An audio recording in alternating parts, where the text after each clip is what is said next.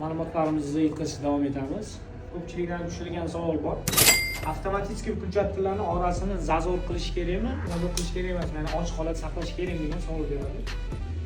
Bu unaqa ahamiyatli emas, sababi avtomatik hujjatlarimizni orasida maxsus bo'shliq bor, ya'ni bu bo'shliq orqali qizishni yo'qotishga imkon beradi. Mana shu aynan elektromagnit filtrlar nuqtasi va dubl kasetning setkalarining oralig'ida bo'shliq qilingan. Mana bu holatni ko'rishingiz mumkin. Aynan yupqa qilib, ikki cheti qalin qilib ishlangan. Bu zazor hosilga beradi.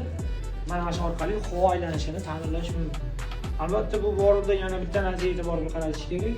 Shitimizning hajmi bu avtomatga bog'liq emas, ya'ni umumiy hajm kattaroq bo'lsa, ichida qizish imkonini bermaydi.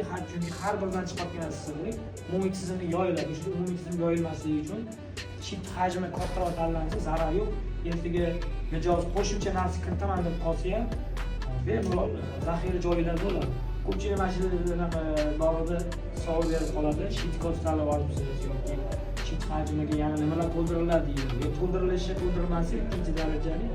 Eng asosiysi ishni ekspluatatsiya qilishda qulaylik yaratish. Mana shu yerda kod tanlaganimiz ichida kabellarimiz qizilmasligini oldini oladi, ichida sovuq aqlashligini turadi.